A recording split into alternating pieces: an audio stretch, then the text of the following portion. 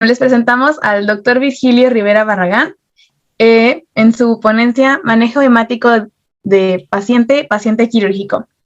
El doctor Virgilio es profesor e investigador titular A del Departamento de Medicina del Centro de Ciencias de la Salud de nuestra universidad. Es profesor adjunto de la especialidad de Cirugía General Centenario Hospital Miguel Hidalgo.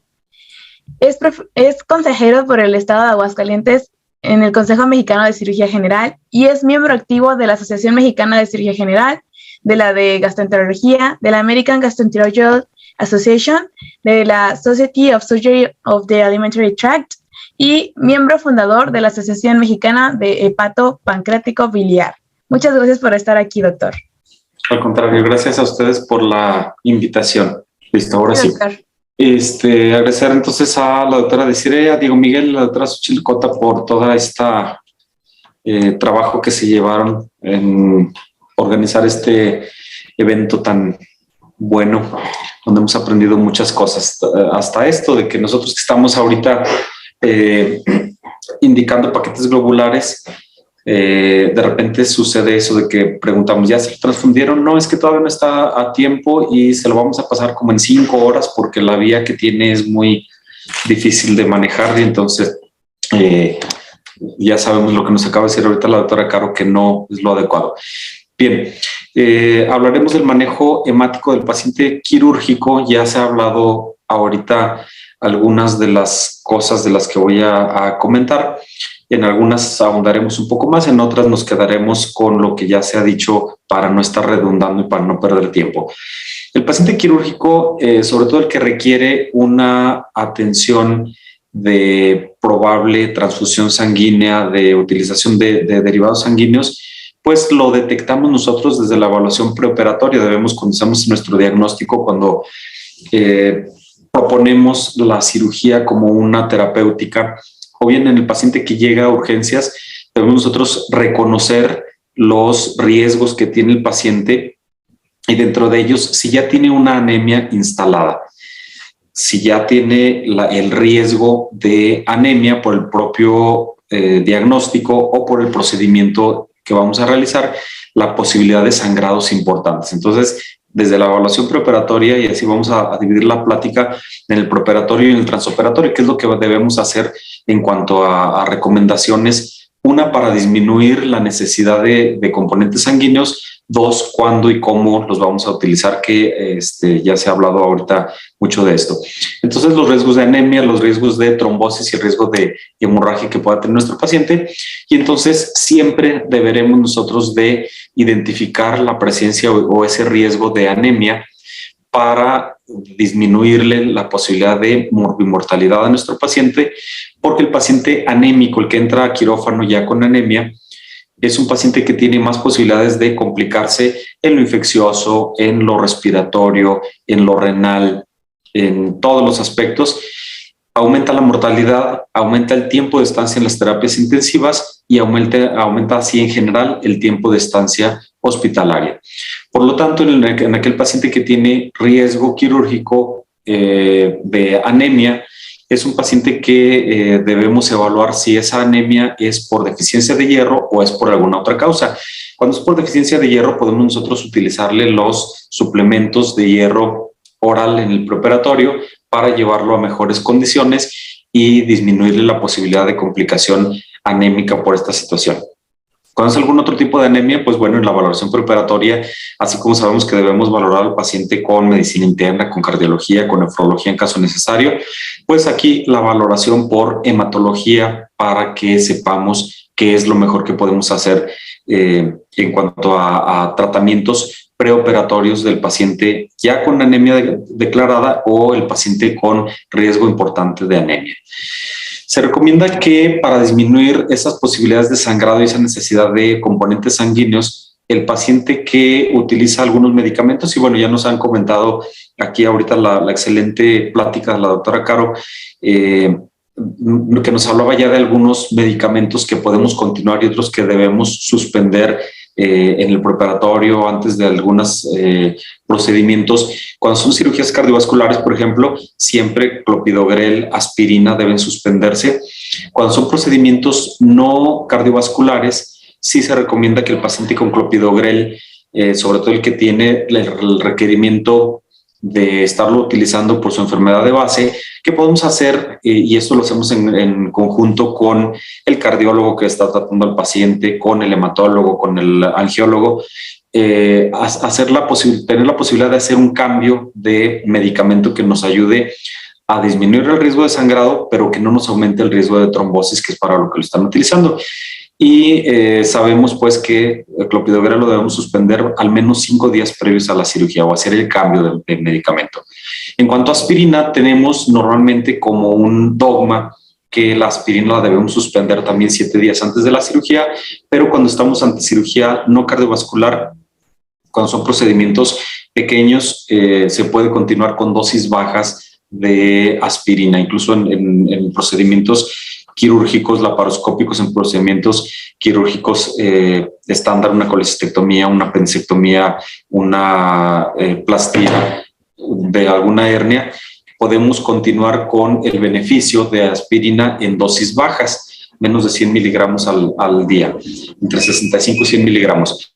Hay que ser cuidadosos. El tema es hablar de cirugía. Yo me enfoqué más a cirugía general, pero pues debemos saber que nuestros pacientes se pueden someter a cirugías ortopédicas, a neurocirugía. Ya nos hablaban en la mañana de la necesidad en algunas ocasiones de procedimientos oncológicos muy grandes, y entonces también de repente necesitamos nosotros estar utilizando los medicamentos que nos van a ayudar a disminuir ciertos riesgos o suspender algunos de ellos. Entonces, aspirina se puede utilizar en dosis pequeñas sin mayor problema mientras no sea cirugía cardiovascular, que no sea neurocirugía ni cirugías intraoculares.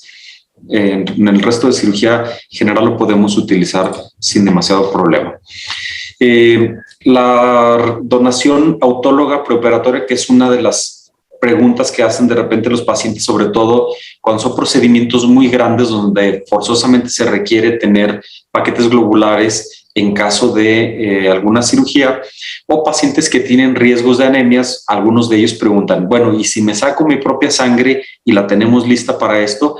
Sí se puede la donación autóloga, pero la transfusión preoperatoria y la transfusión de manera sistemática no se recomienda, a menos que tuviéramos la necesidad de la transfusión, pues lo ideal es que efectivamente el paciente tenga su propia sangre para poder transfundir.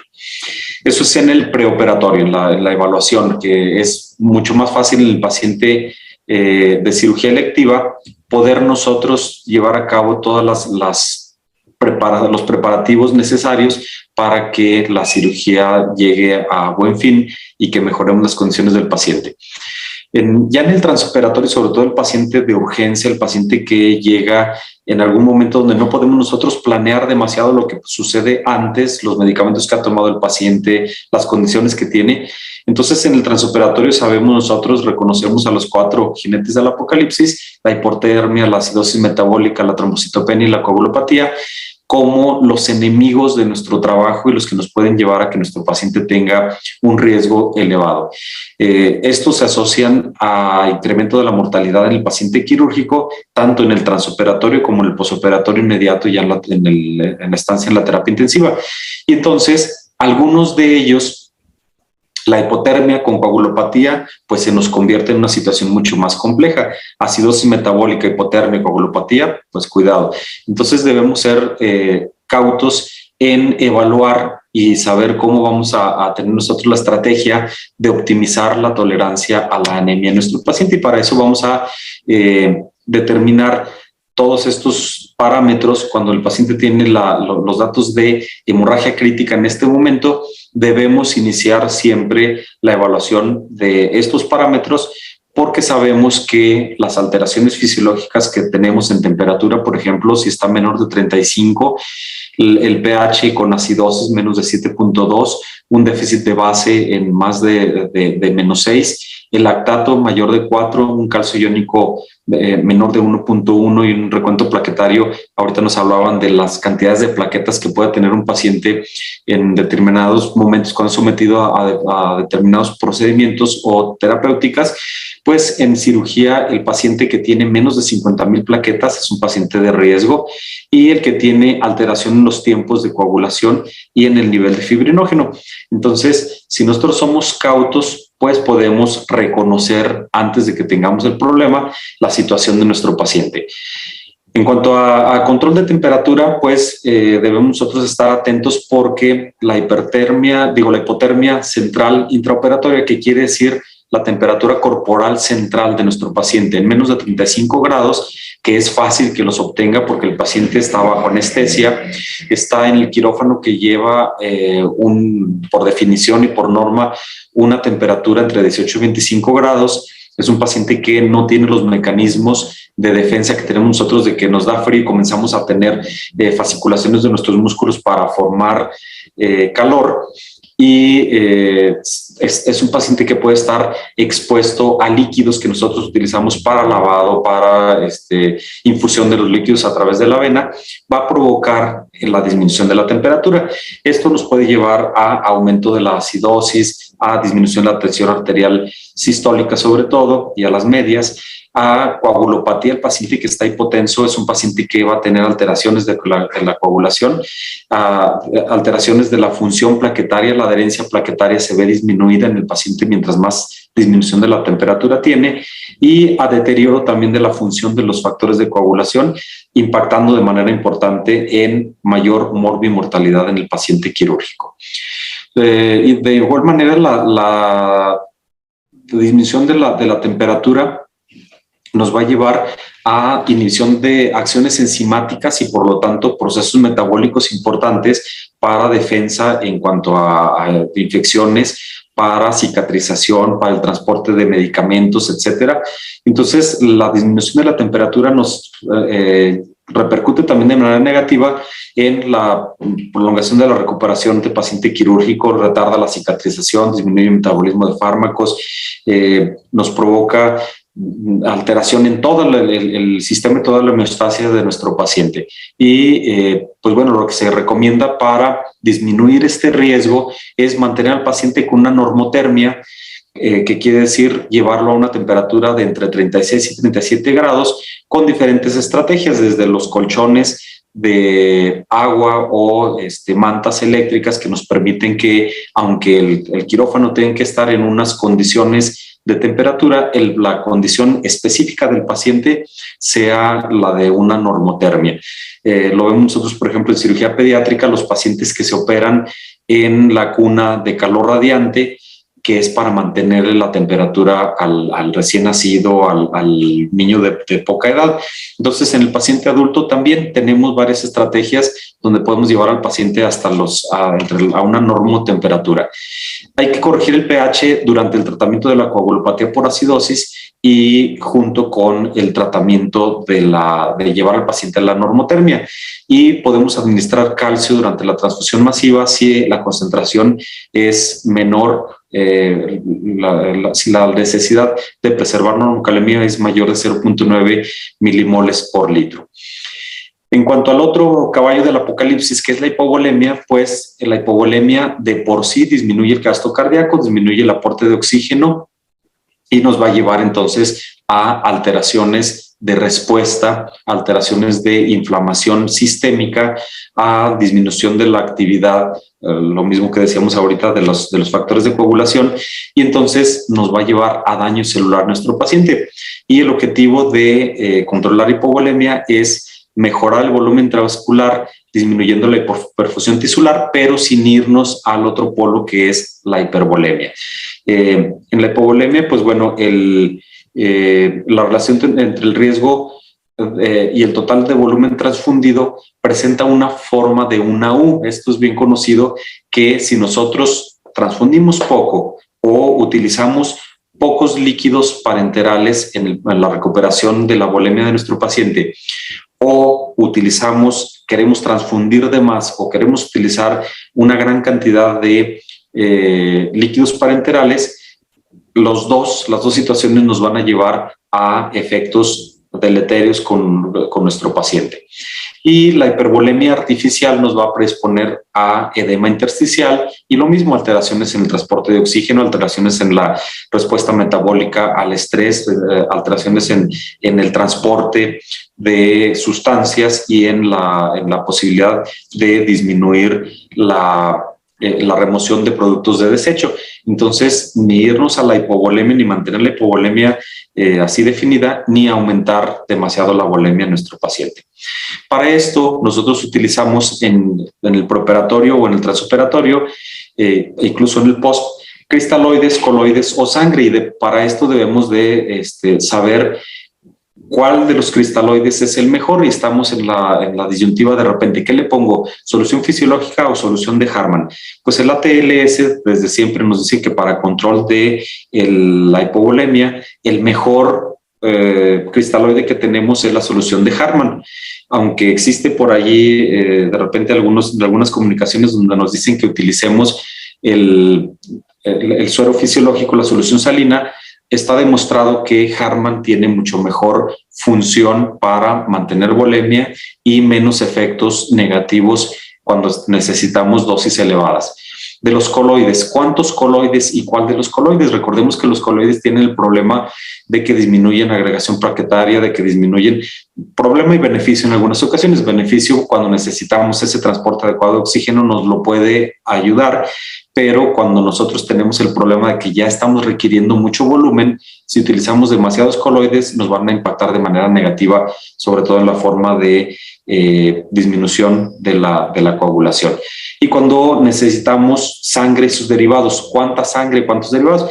Ya nos han dicho desde la primera plática que no debemos utilizar los plasmas ni de manera preoperatoria, así nada más pensando en que es lo que nos va a mejorar las condiciones de tiempos de coagulación. Los plasmas definitivamente no nos van a resolver un problema de coagulación que tiene el paciente desde antes. En una revisión de Cochrane, donde evaluaron 24 estudios con 9.147 pacientes, vieron que es mejor el uso de cristaloides contra coloides, por lo que ya hemos hablado, y que de los cristaloides, efectivamente, el Harman es el que mejor función va a tener, ya que las gelatinas tienen efectos, ya lo decíamos, de alteración de la coagulación y pueden perpetuar la hemorragia por coagulopatía. La recomendación en este caso, entonces, para mantener la volemia es usar terapias restrictivas, no tratar de llevar al paciente a una tensión arterial normal.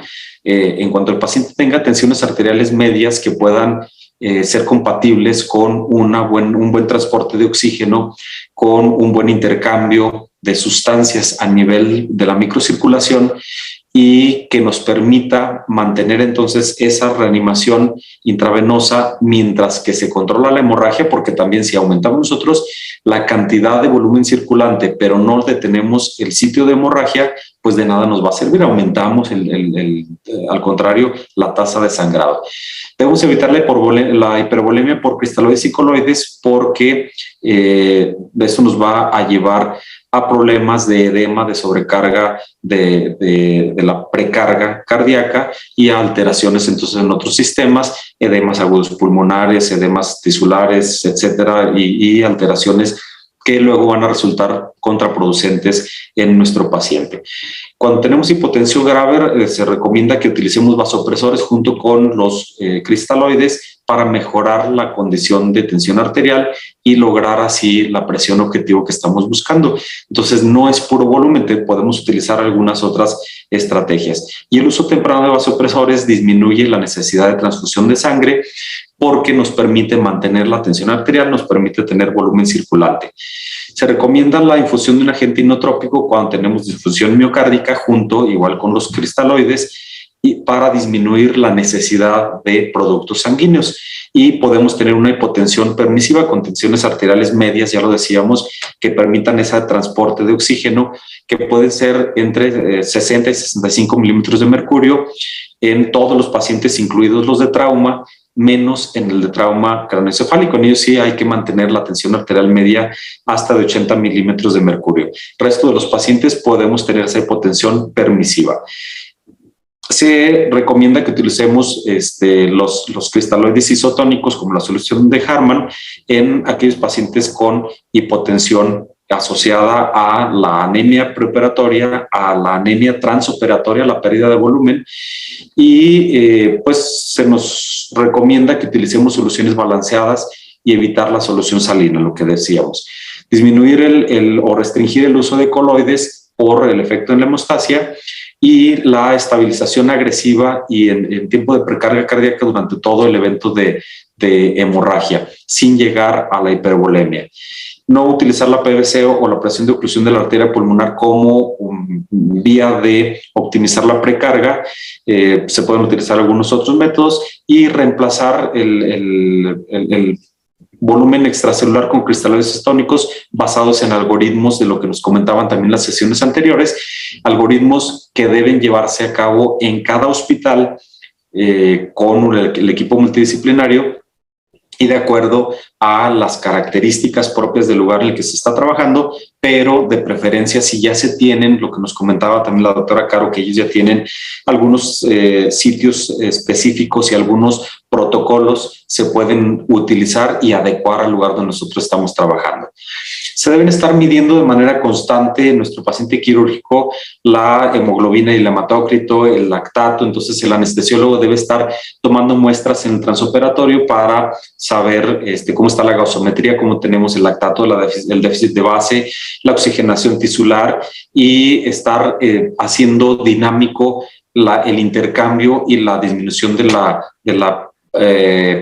pérdida sanguínea en el transoperatorio. Para esto, para disminuir la necesidad de transfusión, para mejorar las condiciones de sangrado que va a tener nuestro paciente, tenemos a la mano algunas estrategias, como puede ser el ácido tranexámico, que nos dice la literatura que si el riesgo de pérdida sanguínea es tan grande que provoca la posibilidad de una anemia, se recomienda el uso intravenoso de ácido tranexámico durante el transoperatorio y en el posoperatorio. Que podemos utilizar el ácido aminocaproico porque disminuye la pérdida preoperatoria y la necesidad de transfusión.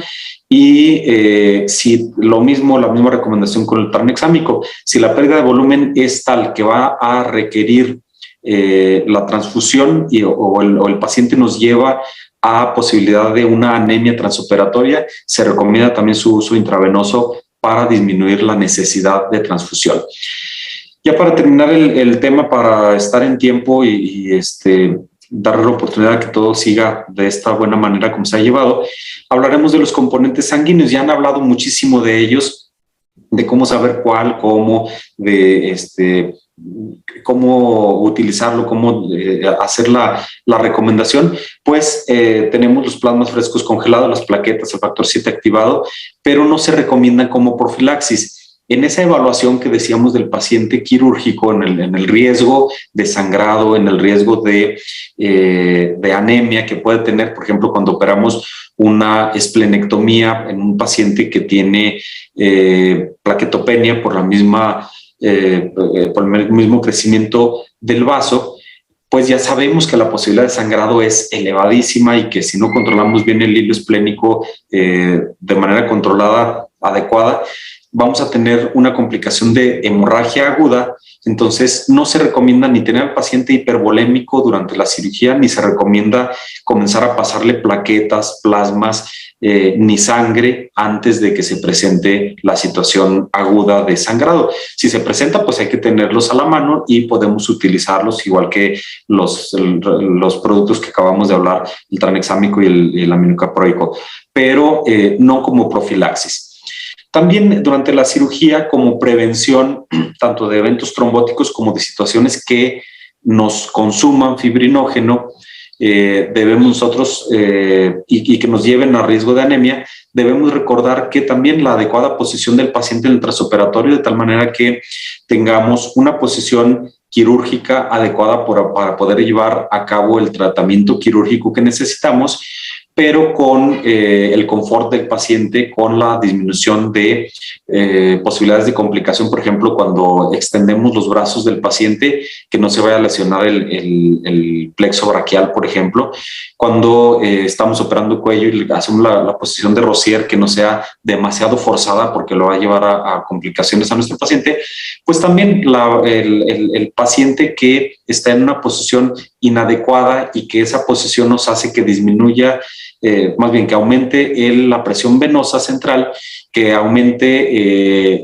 la presión venosa en el sitio donde estamos operando, entonces eso nos lleva a posibilidades de sangrados mucho mayores. Entonces tenemos que actuar nosotros con mantener a nuestro paciente en una posición lo más ergonómico posible, que nos permita a nosotros como cirujanos llevar a cabo el procedimiento como debe ser, pero sin forzar tanto a nuestro paciente y evitar ese aumento de la presión venosa. Evitar los sitios de oclusión venosa porque nos va a provocar lo mismo. Al tener activación del endotelio por la oclusión, comienzan los productos de degradación y esto nos va a llevar a que en el transoperatorio o en el post tengamos complicaciones de riesgos de sangrado en nuestro paciente. Como recomendaciones finales en el tratamiento del paciente quirúrgico, pues es porque no vamos a hablar así tan específico como nos lo dijo ahorita la doctora Caro en cada una de las situaciones, sería demasiado tiempo. Lo primero que tenemos que hacer es prevención. La prevención la vamos a hacer con la adecuada evaluación de nuestro paciente en cuanto a diagnóstico, la evaluación preoperatoria, cardiológica, nefrológica, hematológica, la evaluación del riesgo de anemia que pueda tener nuestro paciente y el tratamiento antes de que se presente el problema. Actuar a tiempo cuando ya tenemos al paciente con sangrado, lo decían también en una de las pláticas anteriores. Si veo que está sangrando, pues cohibir el sangrado. Si veo que tenemos el problema de que el paciente tiene mucho riesgo de continuar sangrando y que ya estoy en una transfusión de varios paquetes globulares que no lo logro alcanzar, pues entonces actuar a tiempo antes de que me haga problemas de coagulación mucho más complejos. Y con todo esto lo que vamos a hacer es reforzar lo que ya sabemos, el manejo multidisciplinario. El cirujano puede ser el que está viviendo el momento de la pérdida sanguínea y por un sangrado, un traumatismo, por una cirugía muy grande y el estar trabajando en pedículos vasculares de riesgo, pero siempre de la mano con el anestesiólogo, siempre de la mano con el intensivista, con el hematólogo, con lo que nos decía ya el doctor hace rato, con el laboratorio clínico. ¿Qué le voy a pedir? ¿Qué necesito que me mida? ¿Qué necesito que me esté reportando y cada cuándo? En la toma de gasometrías, en la toma de hematócrito, de hemoglobina, etcétera. Y entonces este manejo multidisciplinario es lo que nos va a ayudar a disminuir las complicaciones y la necesidad de elementos sanguíneos.